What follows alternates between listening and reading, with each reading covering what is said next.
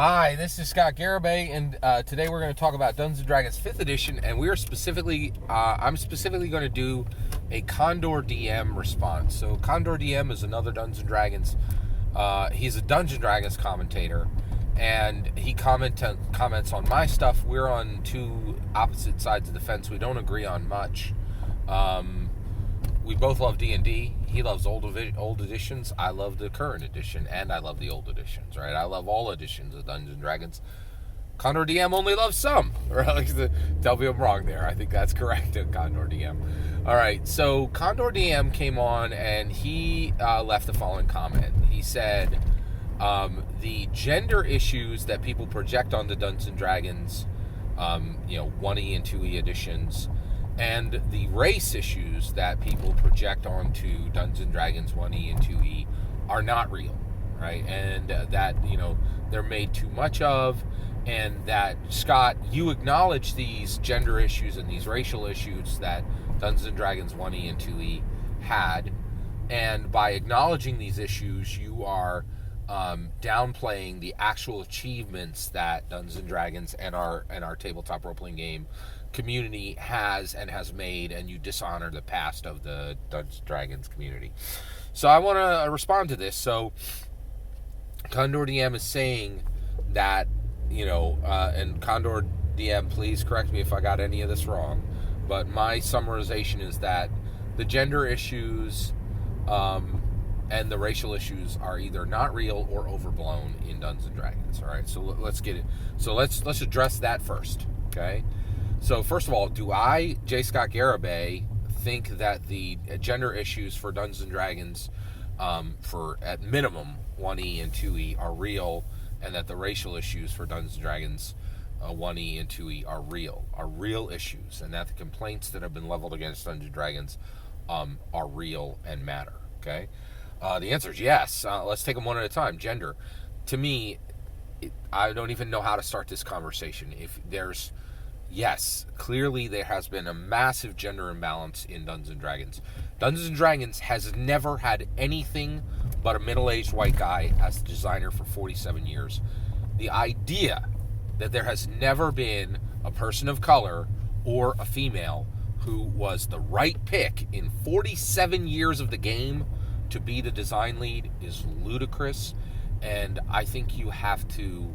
anyone who would pretend that has been fair choices of the best candidate is being outrageously selfish with their opinion. It's ludicrous. It is absolutely ludicrous.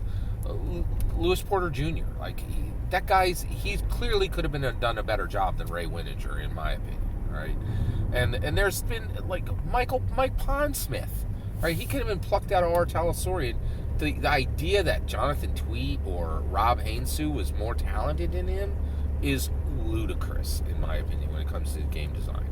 So from a gender perspective, the idea that we have never, ever had a female design lead for Dungeons & Dragons is outrageously gendered and misogynistic and wrong. And I think there's really absolutely no defense that does not put you into the space of being, at minimum, outrageously selfish and myopic, and at worst, much worse. The terms I would use would be, frankly, you end up being a misogynist, right? It's outrageous, and it has to end. So I don't think there's any debate that there has been a gender imbalance in the history of the game, and it was there very clearly there in 1E and 2E, right? And also the idea that we didn't run off female DMs and players with the idea that, hey, strength is super important in this game, and if you come in, you start at a -2 because of your gender, is absolutely outrageously ludicrous, and there is no defense for this, right? Let's talk about race, okay? So I am Mattapanai. I'm Native American from the Mattapanai tribe, and I'm Basque. Okay, that's my heritage. Okay. First of all, I'm not sure any Native Americans or Basque people have any beef with Dungeons & Dragons 1E, 2E, racial betrayal, portrayal, how their race is portrayed in Dungeons and Dragons. However, I know for a fact that there are very intelligent, very educated African American minorities who have said flat out, we feel that the way the half-orc race has been portrayed, the way the drow race has been portrayed, did not treat African American players and dungeon masters with respect. Okay? Now, the reality is, when I've read the game, I have never seen that. I've never felt that there were races that were portrayed clearly in a negative light. Okay? However, I am smart enough and I've done enough reading to know that there are intelligent, educated, just minority people who say this problem exists, right? Well, guess what? Right? I'm not African American, and if there are even a small number of African American people saying we feel the way the half orcs and orcs and drow have been portrayed in Dungeons and Dragons is not fair to African Americans, I have no standing to dismiss that supposition, right? And one of the things that I think is outrageous is there is a group of people right now in the D&D community who are saying, "Oh, I'm white or I'm not African American, but I dismiss your portrayal of the game." You don't have any standing to push back, right?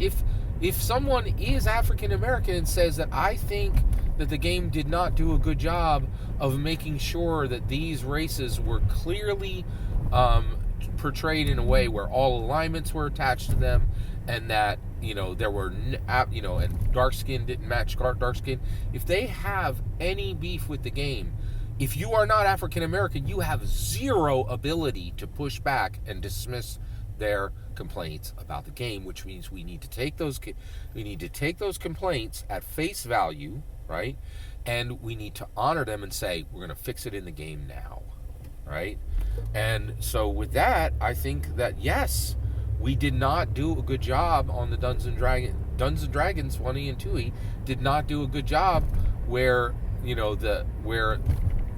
African Americans unanimously felt that they were portrayed well in the game, right? And fairly in the game.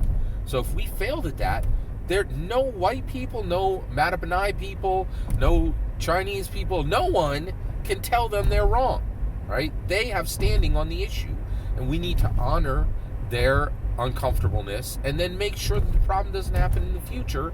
And frankly, in my opinion, say apologize for the past. I played Dungeons and Dragons in 1982. I apologize to any African Americans if I made your life more difficult by playing a game that did not represent you fairly, right? And that's why I play Dungeons and Dragons 5th edition today, which has very strong representations of African Americans in armor as every single race, as every single class.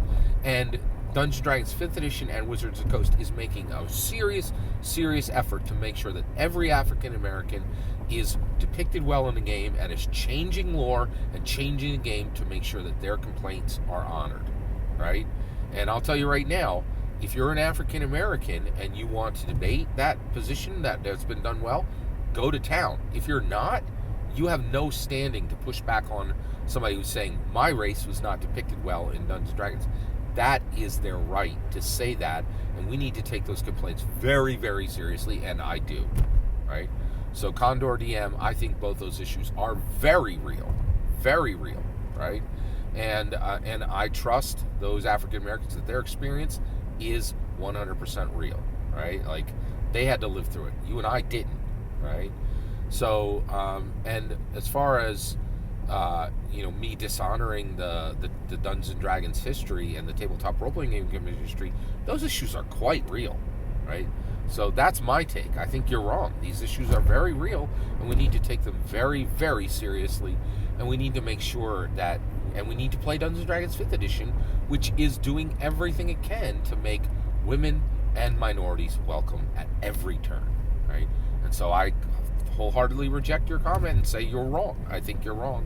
And this is why I play Dungeons & Dragons 5th edition now.